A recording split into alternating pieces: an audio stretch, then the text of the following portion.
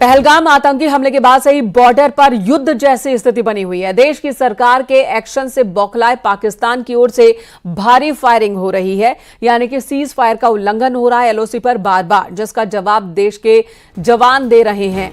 लेकिन इन हालातों के बीच एलओसी पर बसे गांव के लोगों ने भी अपनी सुरक्षा की तैयारी कर ली है। एलओसी पर बसे गांव के लोगों ने बंकरों में रहने की तैयारी कर ली है। न्यूज 18 से बातचीत के दौरान इन लोगों ने कहा कि अब चाहे सर्जिकल स्ट्राइक हो या जंग, वो भी सरकार के फैसले के साथ है।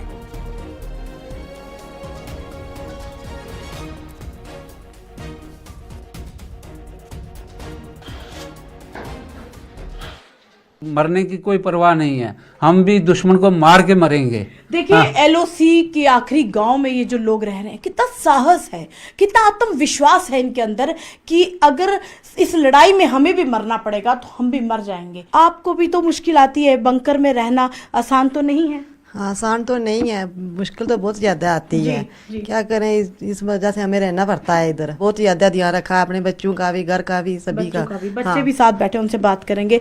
कौन सी क्लास में पढ़ते हैं? 12th में। तो अब ऐसी सिचुएशन जब बन जाती है, फायरिंग तो 2-3 दिन से आपके यहाँ हो रही है, तो ऐसे में पूरी तरह से तैयार है? जी हाँ, हम बिल्कुल तैयार हैं। गांव से अपने घरों से कोसों दूर बंकर की सुविधा मिलती है।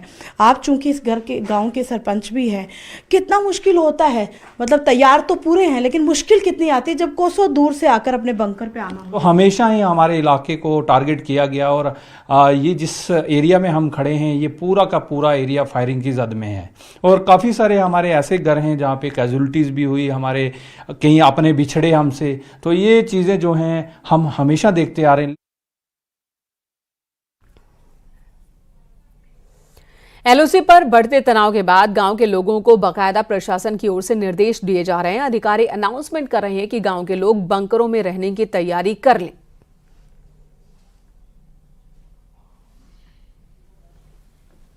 जनाब, हम आरटीडी डिपार्टमेंट से बोल रहे हैं। आप सबको ये हमारी तरफ से रिक्वेस्ट है कि अपने अपने जो भी इंडिविजुअल बंकर हैं, चाहे कम्युनिटी बंकर हैं, उनको साफ़ सुथरा करके उनमें रहने की तैयारी रखो, क्योंकि बॉर्डर के हालात ऊपर नीचे चल रहे हैं, जिसकी वजह से मे भी कुछ ना कुछ पंगा होने वाला हो 2-3 दिनों में। और हम मस्जिद से भी ऐलान करवाएंगे ताकि सब लोगों तक ये मैसेज पहुँच जाए। सीमा पर माहौल कैसा है, इन 3 तस्वीरों से हम आपको समझाने की कोशिश करते हैं। तस्वीरें आपको दिखाते हैं। एलओसी पर बने गांव के लोगों ने अपनी सुरक्षा की तैयारी शुरू कर दी है, क्योंकि बौखलाए पाकिस्तान की ओर से ताबड़तोड़ फायरिंग की जा रही है। भारतीय सेना भी मुंहतोड़ जवाब दे रही है और ऐसे में भारी गोलीबारी से बचने के लिए गांव के लोगों ने भी अपनी तैयारी शुरू कर दी है, बंकरों की सफाई शुरू कर दी है, ताकि अगर दोनों देशों के बीच युद्ध होता है तो बंकरों में ये शरण ले सके। एलओसी के लगभग सभी इलाकों में कुछ ऐसा ही मंजर नजर आ रहा है। दरअसल जब भी एलओसी पर सीज फायर का उल्लंघन होता है, गोलीबारी होती है, तो सबसे ज्यादा प्रभावित एलओसी पर पड़ने वाले गांव के लोग ही होते हैं, चाहे सीमा पार या सीमा के उस पार।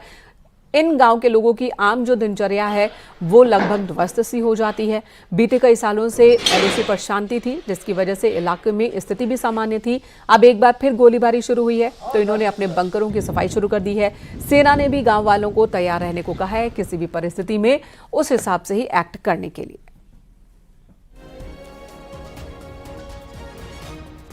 इस परिवार ने जो है धीरे धीरे अपना सामान जो है बंकर में लाना शुरू कर दिया है, ताकि अगर हालात ख़राब होते हैं या अचानक पाकिस्तान गोलाबारी शुरू करता है तो वो अपनी जान बचा सकें। बात करेंगे परिवार के लोगों से कि उनका क्या कहना है और इस बंकर को लेकर। जी, आपका नाम? मेरा नाम ओम प्रकाश है जी। मैं पुंछ के सीमावर्ती क्षेत्र जलास लोतरी में बैठे हैं। अभी हमारे सामने पाकिस्तान है और ये जो बंकर है ये ज़मीन के 10 फुट अंदर है, नीचे है, बहुत मजबूत बैंकर है ये। पाकिस्तान का जब भी फायर आता है इस एरिया में तो हम इस बैंकर में आ जाते हैं, हम बिल्कुल सेफ रहते हैं। आज दिन तक कोई नुकसान नहीं हुआ और आज के बाद भी नहीं होगा, ठीक है। हम बिल्कुल इसके अंदर सेफ बैठे हैं। ये बहुत मजबूत है, एक बुलेट प्रूफ बैंकर है ये ज़मीन के अंदर। तैयारी शुरू कर ली कि अब कभी भी बॉर्डर के हालात ख़राब हो सकते हैं और हमने इसको ठीक ठाक इसके अंदर आ गए। बात करें घर की जो मालकिन उनसे। आपका नाम? जी, पवन दत्त। जी, किस तरह की तैयारी की?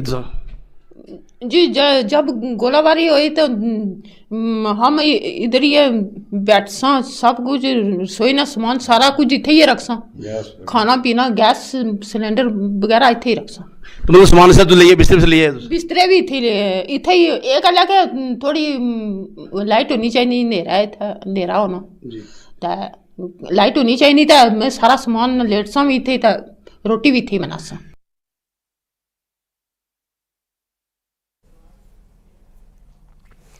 उधर भारत पाकिस्तान इंटरनेशनल बॉर्डर पर आरएसपुरा सेक्टर में जीरो लाइन गेट को बंद कर दिया गया। बीएसएफ ने इस गेट पर ताला लगा दिया। अब किसी भी टूरिस्ट को आगे जाने की इजाजत नहीं दी जा रही है। हफ्ते में 2 दिन होने वाली बीटिंग रिट्रीट सेरेमनी कल भी आयोजित हुई, लेकिन पहलगाम में हुए आतंकी हमले के बाद यहां पर टूरिस्ट की संख्या काफी कम देखी जा रही है। कल सेरेमनी शुरू होने से पहले बीएसएफ जवानों ने पहलगाम में मारे गए टूरिस्ट को श्रद्धांजलि दी और बॉर्डर पर जवानों को अलर्ट रहने को कहा।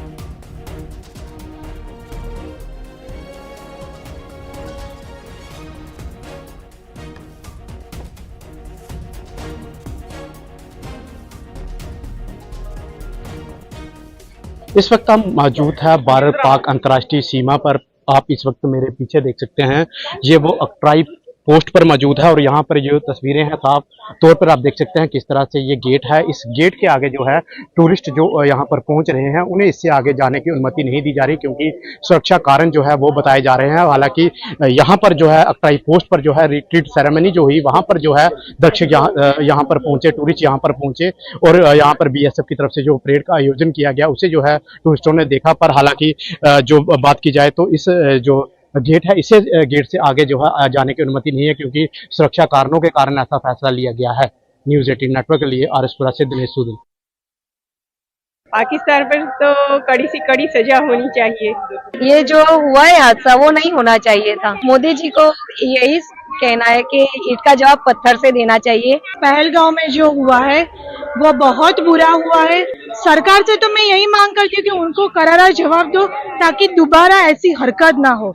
ऐसा डर बनाओ कि वो सोचे भी ना कि हमारे यहाँ ऐसा कुछ करे। पहलगांव हमला तो बहुत बुरा हुआ है, कड़क से कड़क कार्यवाही होनी चाहिए पाकिस्तान पर, और मोदी साहब वो करेंगे, हमें पूरा विश्वास है उन पर।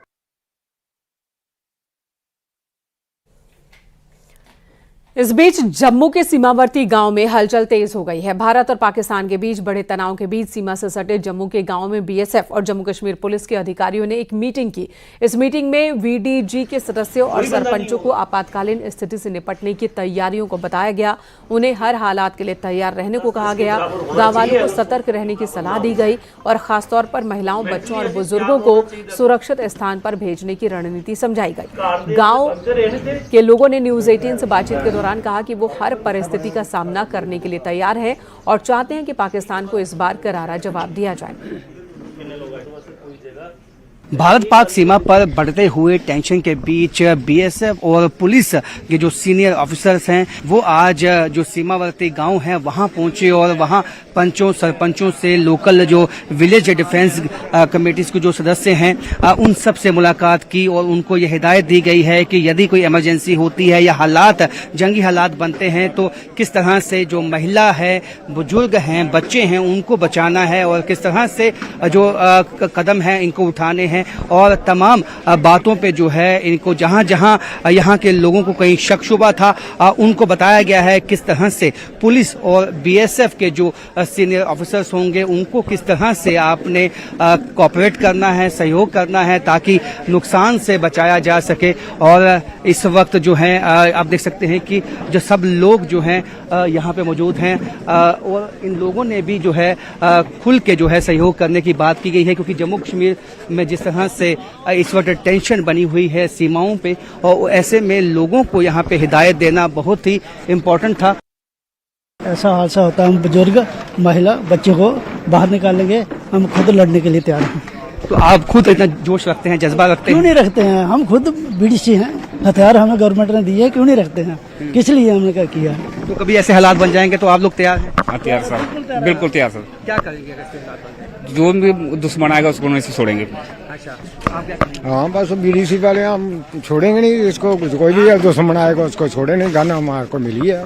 बीडीजी हमारी बिल्कुल सतर्क है और इनकी ट्रेनिंग जो है वो पीरियडिकली समय पे हो रही है।